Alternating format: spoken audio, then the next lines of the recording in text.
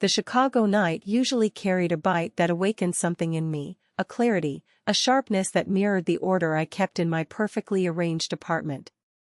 But tonight, that same cold felt different. It wasn't crisp or bracing. It was hollow. Empty. Like something vital had been ripped out and tossed into the wind. My hand shook as I reached for the crumpled piece of paper on the counter. White as bone, ink black as grief. Just 3 words. I'm done. No name. No reason. No closure. Just a final period that ended 8 years of marriage with surgical precision. Mark didn't leave with a fight, or even a goodbye. Just a voicemail calling our life boring and a note that might as well have been a dagger. He thought that was the end of my story. But he underestimated me. This isn't a tragedy. It's a turning point. Before I share what happened next, tell me where you're watching from, and if you've ever been betrayed and risen stronger, hit that like and subscribe. These stories aren't just mine. They're for every survivor out there. Let's rise, together. My life before that note was a tapestry woven with routine and quiet contentment. I'm Sarah Miller, 35 years old, a senior data analyst at a prominent financial firm in downtown Chicago.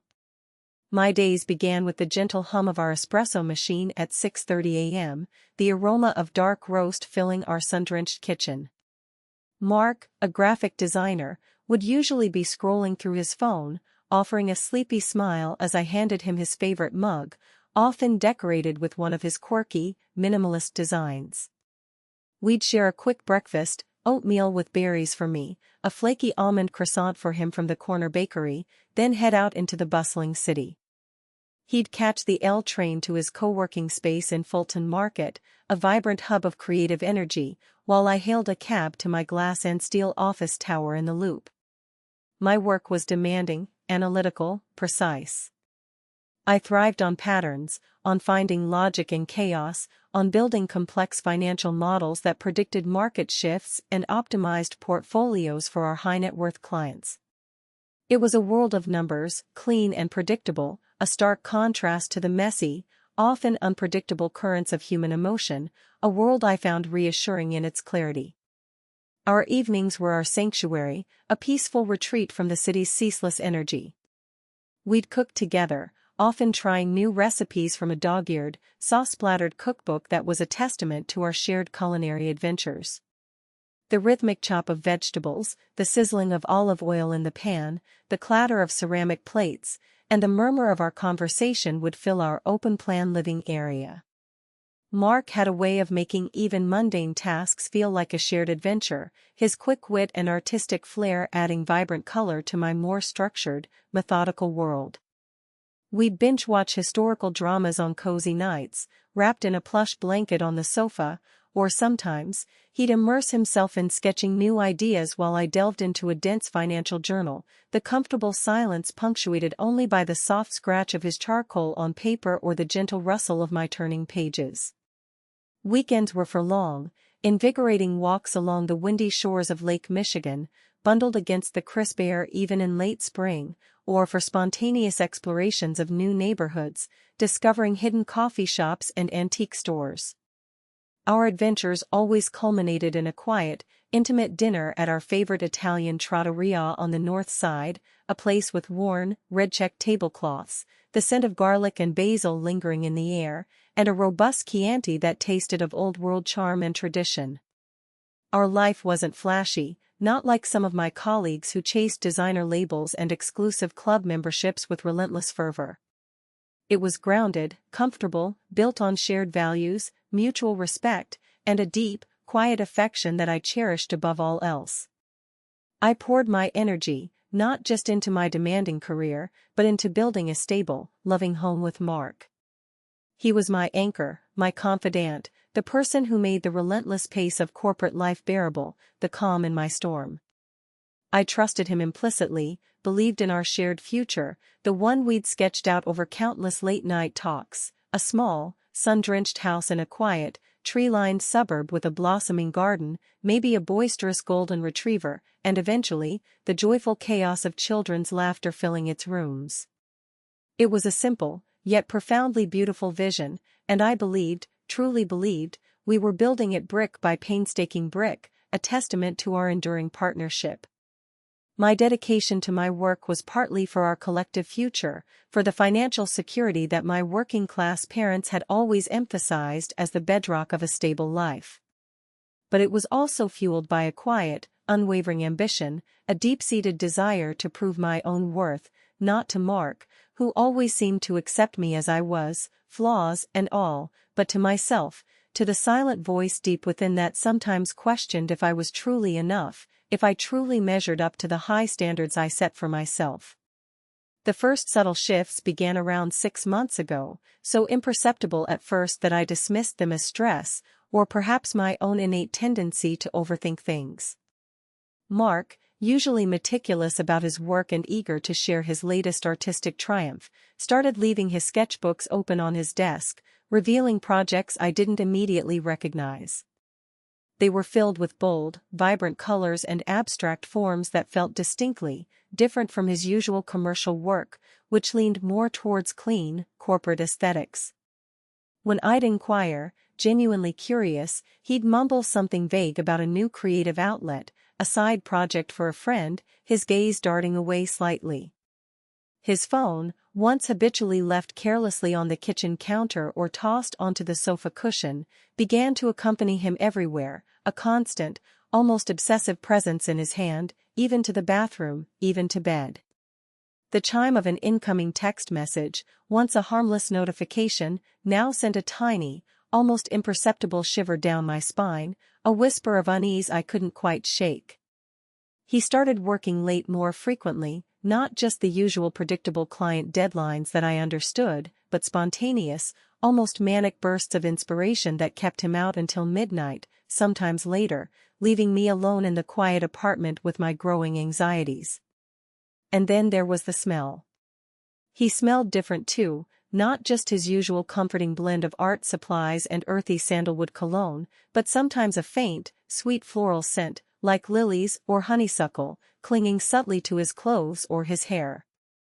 I tried to rationalize it away, telling myself it was the city air, or perhaps a new client's overpowering perfume, or even just my imagination playing tricks on me in the quiet hours.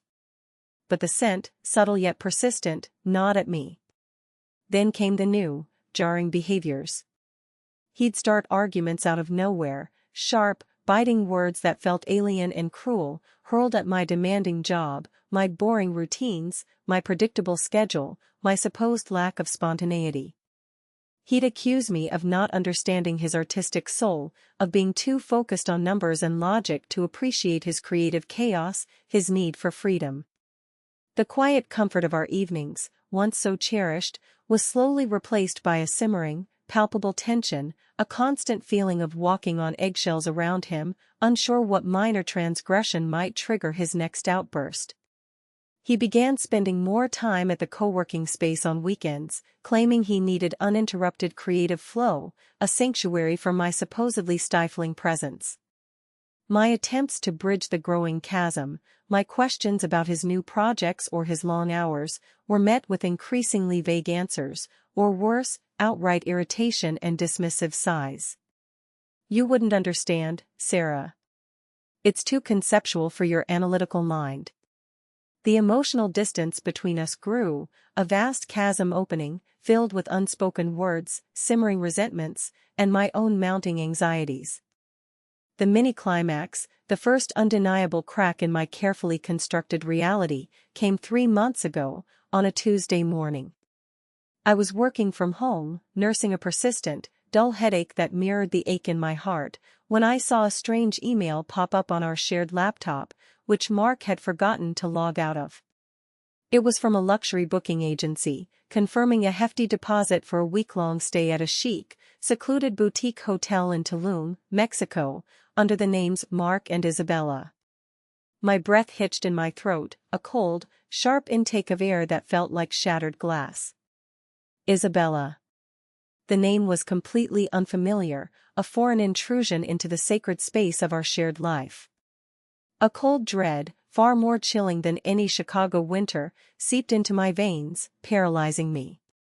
I clicked on the email, my fingers trembling so violently I almost missed the cursor, and saw the dates, 2 weeks from that very moment. It was a trip Mark had never once mentioned. A trip he was clearly planning with someone named Isabella. The world tilted violently on its axis. The familiar, comforting hum of the refrigerator, the gentle, rhythmic ticking of the grandfather clock in the hall, all became deafening, oppressive.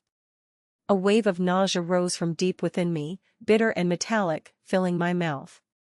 My analytical mind, usually so adept at dissecting complex data and identifying precise patterns, struggled, desperately, to make sense of this new, horrifying input. It was a betrayal, stark, undeniable, and brutally laid bare in a single, damning email.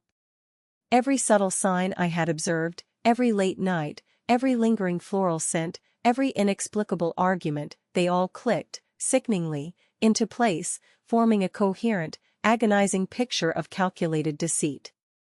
The quiet, grounded life I had so carefully, painstakingly built, was not just cold, it was crumbling into dust around me. The initial shock was a physical blow, a cold, hard knot tightening excruciatingly in my stomach. The anger came next, a white-hot flash that threatened to consume every fiber of my being, leaving only scorched earth in its wake. But beneath it all was a profound, aching pain, a deep wound inflicted by the knowledge that the person I had loved and trusted implicitly was capable of such calculated cruelty. 8 years.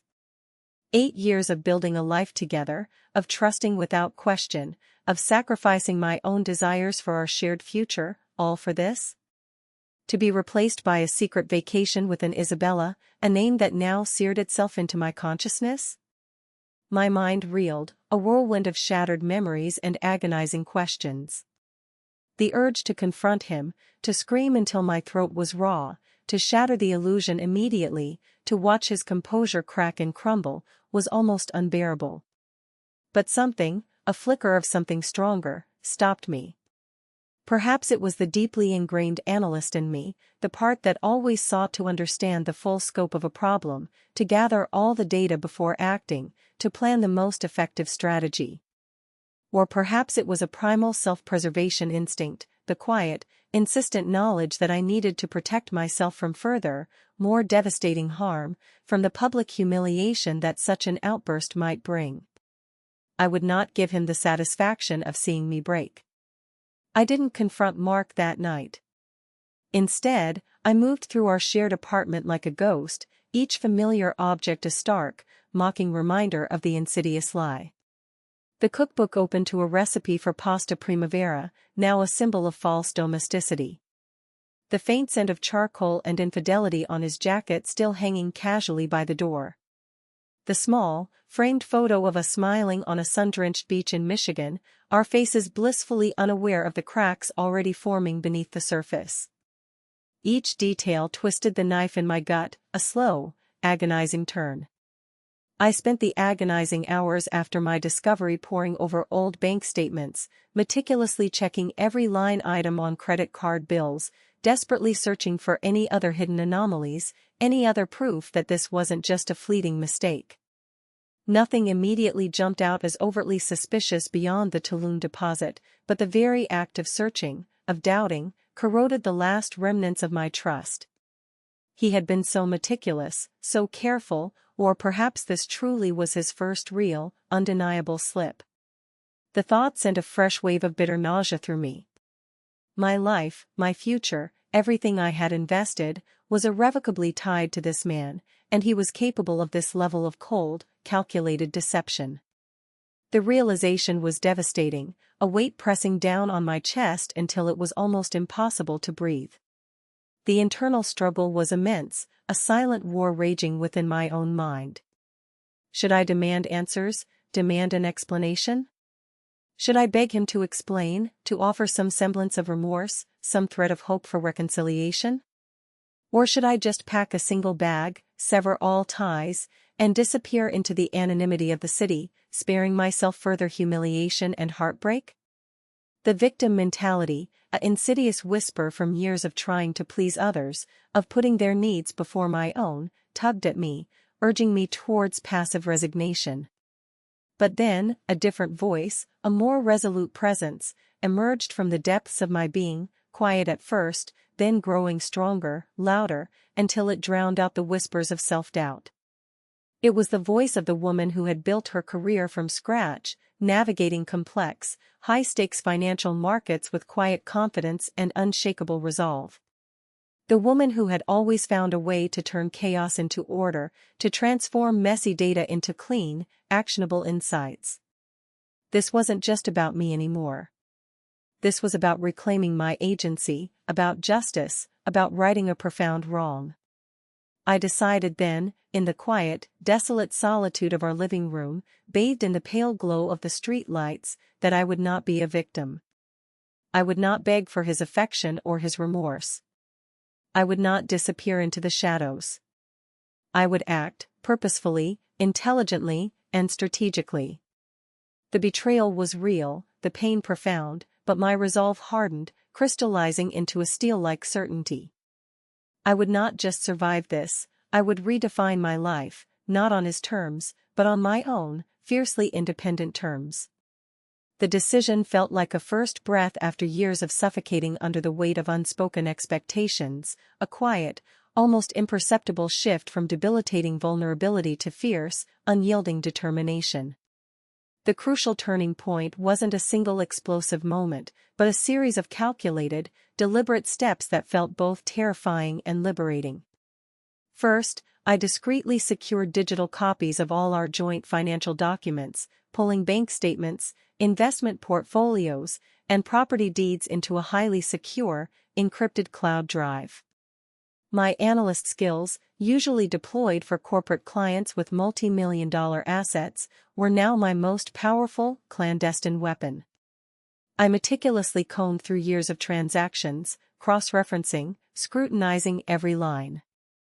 I found nothing overtly suspicious beyond the initial Tulum deposit, but the act of gathering information, of taking meticulous control, felt profoundly empowering. A direct counter to the powerlessness I had felt. My next call was to my trusted financial planner, Eleanor Vance, a no-nonsense woman with sharp eyes and an even sharper mind. I told her I was considering restructuring my personal assets, hinting at a potential divorce without revealing the messy, painful details of betrayal. She was discreet, efficient, and immediately understood the underlying need for swift, strategic asset protection. Within days, my personal savings were quietly moved, new individual accounts established, and my name was efficiently removed from all joint credit cards. This subtle financial detachment was the first invisible blow, a silent declaration of war he wouldn't even perceive. The second, and most pivotal, move came when Mark left for his supposed business trip to Austin, the exact same week as the Tulum booking I had discovered. As soon as his taxi pulled away from the curb, a small tremor of cold determination running through me, I logged into his personal cloud storage, something he'd carelessly given me access to years ago for shared photos, a fatal flaw in his arrogance. There, hidden within a deceptively innocuous folder labeled Project X, I found it, a meticulously detailed business plan for a new design studio, a clandestine venture he'd been secretly developing with Isabella, explicitly listed as his creative partner and muse. The shock, at this point, was less about the existence of the business, and more about the chilling, calculated depth of the deception. It wasn't just a fleeting affair, it was a fully fleshed-out parallel life, meticulously built on a foundation of lies and funded, I now unequivocally suspected, by financial resources he had subtly diverted from our shared future, from our dreams. The plan included projected startup costs, a clear timeline for launching, and even a professionally rendered mock-up of their sleek, minimalist studio in a trendy loft space in Brooklyn. The exact addresses were there, the contacts, everything laid bare. And then, my gaze snagged on it, a single line item, almost buried in the budget, as if meant to be overlooked, seed funding, $150,000 from personal liquidated assets. My blood ran cold, a glacial chill spreading through my veins. He had systematically drained part of our joint investment account, the very one we'd meticulously earmarked for our future home, for our stability, to fund this secret, illicit life with her. The casual cruelty of it all, the sheer audacity of his betrayal, the profound disrespect, hit me with a force that left me breathless, gasping for air in my own apartment. The discovery, far from breaking me or sending me into a spiral of despair, solidified my resolve into an unyielding steel. The quiet analyst in me, honed by years of navigating complex financial landscapes, took over completely, detached and methodical. I printed every single page of that damning business plan, every incriminating financial detail, every insidious email exchange with Isabella. This was my evidence, undeniable, irrefutable, and devastatingly factual. I then made a series of anonymous, carefully veiled calls to commercial real estate agents in Brooklyn, inquiring about the specific loft space, confirming its availability and his interest. The details matched precisely. The plan was terrifyingly real, and frighteningly imminent.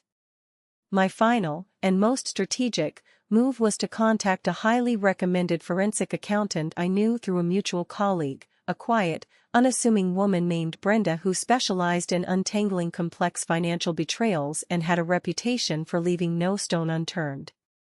I handed her the thick stack of documents, the meticulously collected bank statements, the incriminating business plan, and calmly, factually, explained everything, without a single tear, without a single tremor in my voice.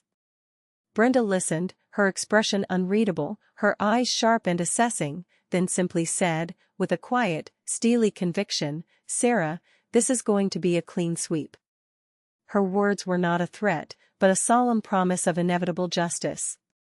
From that moment, I was no longer just reacting to his betrayal, I was actively orchestrating his downfall, reclaiming my power with every deliberate, calculated move. The power had irrevocably shifted.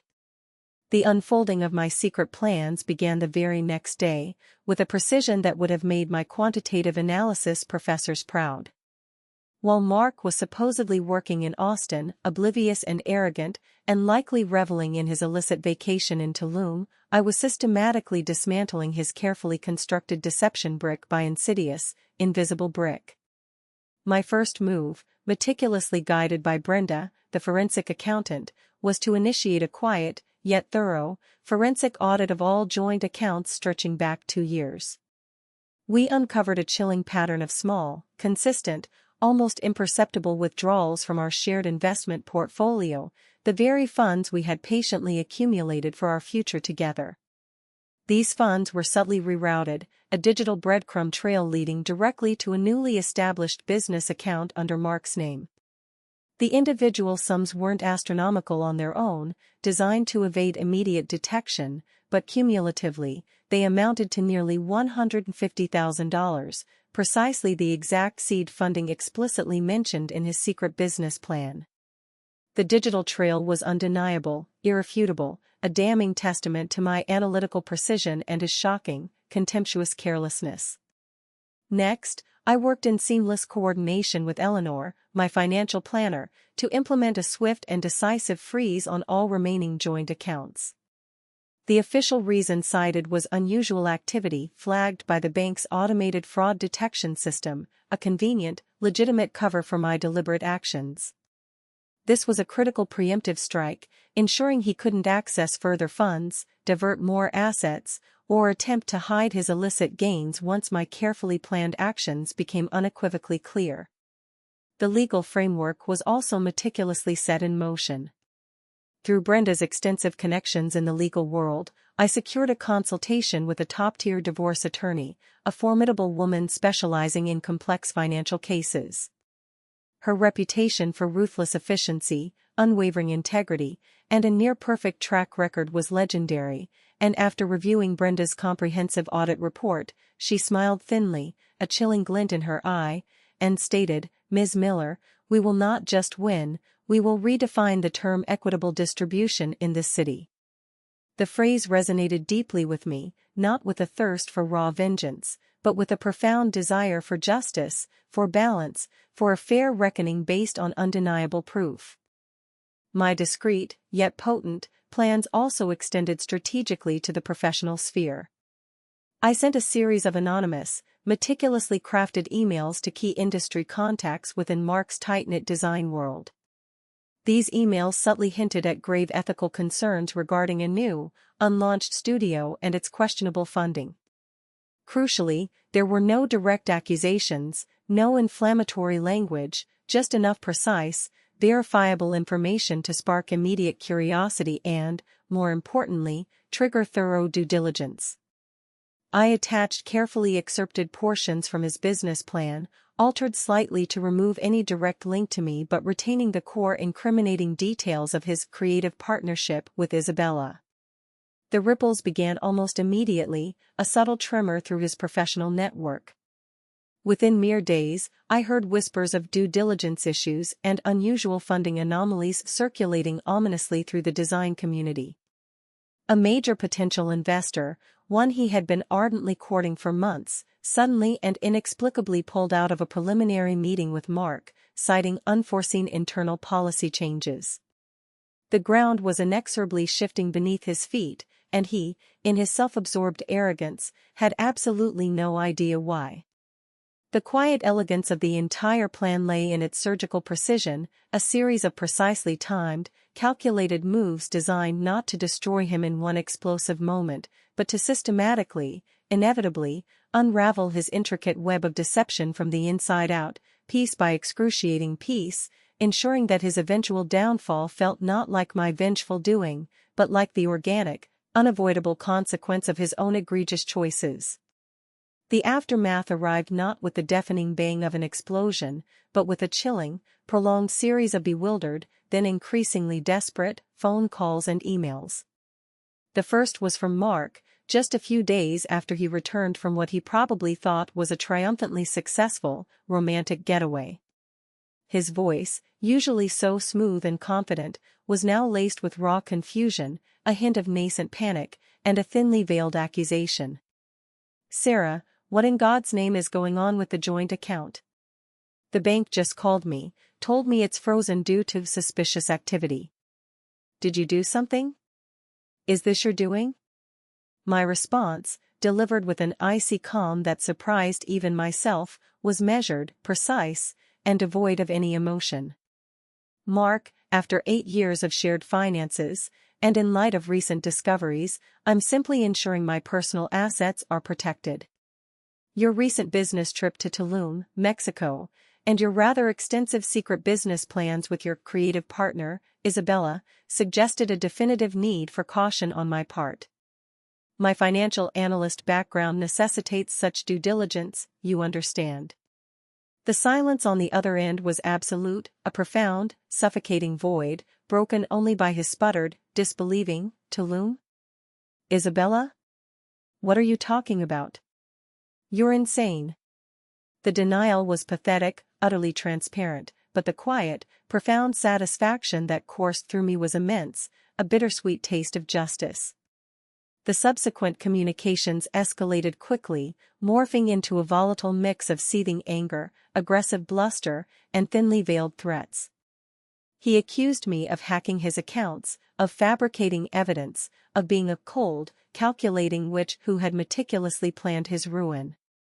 His lawyer's letters, initially brimming with aggressive demands for immediate access to frozen funds and threatening legal action for defamation and financial interference, soon changed tone. My attorney's responses were swift, professional, and devastatingly factual, leaving no room for doubt or argument. They systematically presented the comprehensive forensic audit report, detailing every suspicious transaction, the meticulously documented transfers of shared funds to his secret business account, the incriminating business plan with Isabella's name clearly listed as his partner and muse, and the irrefutable evidence of him systematically draining our joint investment account, our shared future, to fund his illicit double life. The impact was immediate and chillingly effective. The aggressive demand ceased abruptly, replaced by a defensive, then increasingly desperate, silence from his legal team. They had no counter, no defense against the truth. The consequences for Mark were swift, brutal, and multifaceted, a carefully orchestrated cascade of repercussions. His secret business venture, exposed to potential investors and key industry contacts through my anonymous, yet highly targeted, information leaks, quickly imploded before it even had a chance to launch. The whispers I had initiated, once subtle, rapidly morphed into widespread public scrutiny, fueled by his desperate, increasingly frantic attempts to secure new funding against a backdrop of mounting financial and ethical questions. His once respected professional reputation, meticulously built over years, began to fray at the edges, then rapidly unraveled, leaving him exposed and vulnerable. I heard through mutual acquaintances in the design world that several of his most lucrative freelance clients had quietly, but decisively, terminated their contracts, citing vague unforeseen complications and alignment issues. His professional network, once robust, now seemed to shrink with alarming speed, as former colleagues and collaborators distanced themselves from his growing scandal. His personal life also spectacularly unraveled. Isabella, apparently far less interested in a creative partner who was now facing imminent legal battles and financial ruin, quickly vanished from the scene, leaving him utterly alone. The elegant deception he had so carefully constructed, the illusion of a perfect parallel life, collapsed entirely under the crushing weight of its own lies, leaving him with nothing but a ruined reputation, systematically frozen accounts, a mountain of mounting legal fees, and the bitter taste of public humiliation. It was a downfall of his own making, orchestrated not by my direct hand, but by the relentless, unforgiving exposure of his deceit. For me, the journey was far from easy, despite the profound satisfaction of justice. The emotional toll of the deep betrayal, the public and often messy nature of the divorce proceedings, and the constant legal back and forth left me emotionally drained, physically exhausted, and psychologically vulnerable. There were countless nights when I cried until my eyes were swollen and raw, tears of grief not just for the lost relationship, but for the shattered illusion of a shared future. There were days when the exhaustion was so profound I could barely pull myself out of bed, battling a heavy fog of despair. Yet, my support system, a small but fiercely loyal circle of friends and colleagues, rallied around me, a beacon in the darkness. They brought comforting meals, offered endless hours of patient listening, and provided unwavering encouragement, constantly reminding me of my inherent strength. My therapist, a kind and insightful woman named Dr. Chen, became an invaluable guide, helping me navigate the complex, often turbulent currents of grief, anger, and, eventually, resilience. "You're not just surviving, Sarah," she told me during one particularly challenging session, her voice gentle yet firm, "you're actively reclaiming yourself, piece by painful, courageous piece. You are rebuilding your foundation, stronger and more authentic than ever before." Her words resonated deeply, a quiet, powerful affirmation in the very eye of the storm.